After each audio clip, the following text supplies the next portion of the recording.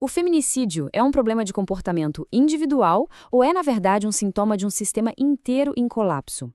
Hoje a gente vai mergulhar numa análise bem contundente da revista de crítica social A Comuna, que faz uma ligação direta entre essa violência e uma crise do capitalismo.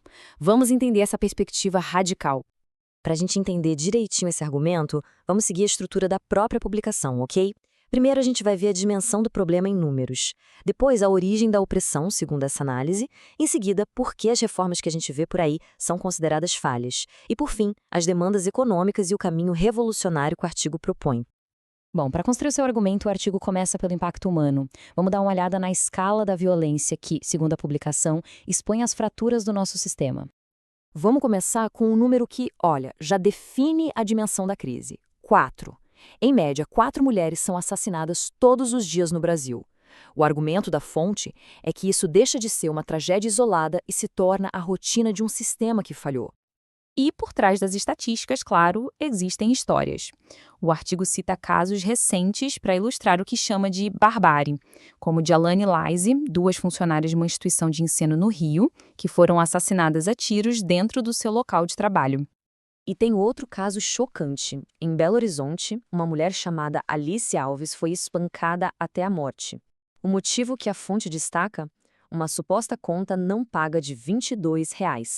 O artigo usa esse exemplo para mostrar a brutalidade por motivos que são banais.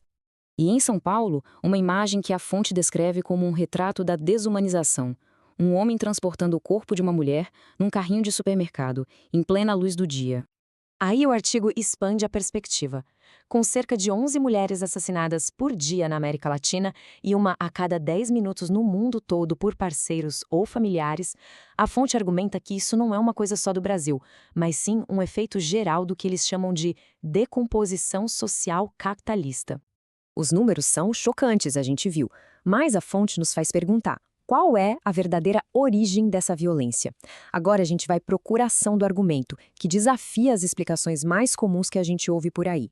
Primeiro, a publicação define o que ela quer refutar. Aquela ideia de que o feminicídio é apenas uma questão de violência de gênero, sabe? Sem nenhuma conexão com a estrutura de classes da sociedade.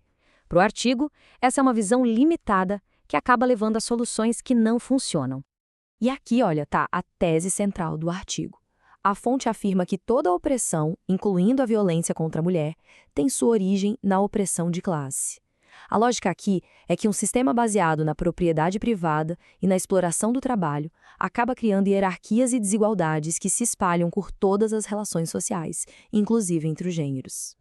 Ok, se a causa raiz é a opressão de classe, o que isso significa para as soluções que a gente debate todo dia? Pois é, o artigo passa a criticar bem duramente as reformas atuais, argumentando que elas, no fim das contas, estão fadadas ao fracasso. A crítica aqui vai direto para o governo federal.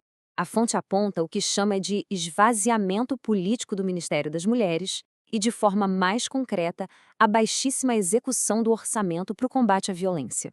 E ainda contrasta isso com a pontualidade no pagamento da dívida pública. Essa acusação de inação é apoiada por um dado que é, no mínimo, alarmante. Segundo a fonte, só 0,1% do orçamento destinado a essa área foi executado pelo Ministério da Justiça, um número que o artigo usa para mostrar o que seria uma gritante falta de prioridade. A análise também descarta outras soluções comuns. Campanhas de educação, por exemplo, são vistas como enxugar gelo. Punições mais severas ignoram a causa econômica. E a ideia de eleger mais mulheres para cargos políticos é chamada de falsificação reformista, porque, para o artigo, o Estado não pode ser democratizado por dentro. Então, se não dá para confiar no Estado, onde se busca justiça? O artigo propõe uma mudança total de foco. A única justiça real não viria dos tribunais ou da polícia, mas sim do poder coletivo da própria classe trabalhadora organizada. A partir dessa crítica toda, a análise passa para a parte das propostas. O que fazer, então? Vamos ver quais são as demandas concretas e imediatas que o artigo defende como sendo o verdadeiro começo da solução. A lista é bem direta e focada na autonomia material. Salário igual para trabalho igual, um salário mínimo que garanta a vida, moradia, creches em tempo integral e o direito ao aborto seguro e público. O objetivo, segundo o texto, é quebrar a dependência financeira que prende muitas mulheres em situações de violência. A conexão que a fonte estabelece é direta. Não há como combater a violência de forma eficaz sem primeiro garantir a independência econômica. Para o artigo, essa é a base sobre a qual qualquer outra luta precisa ser construída. E, finalmente, a análise avança das demandas imediatas para sua visão de longo prazo. O artigo traça um caminho estratégico que, na visão deles, é o único capaz de acabar com o problema pela raiz. O plano de ação proposto é progressivo. Primeiro, unificar a luta de todos os oprimidos em torno daquelas demandas econômicas. Depois, mobilizar essa força em um Dia Nacional de Luta, que serviria como ponto de partida para uma greve geral, com o objetivo final de derrubar o sistema capitalista. A conclusão do artigo é marcada por palavras de ordem que resumem bem a posição. Essa primeira expressa uma rejeição total ao sistema, argumentando que, se ele não consegue prover o básico para a maioria, ele deve ser superado. E esta segunda reforça a ideia central de unidade. A luta não é vista como sendo apenas das mulheres, mas de todas as pessoas oprimidas, juntas contra um inimigo em comum, o próprio sistema. E assim, essa análise nos deixa com uma pergunta provocadora que resume todo o argumento. A fonte nos desafia a pensar: é possível acabar de vez com a violência contra as mulheres dentro da estrutura que a gente tem hoje?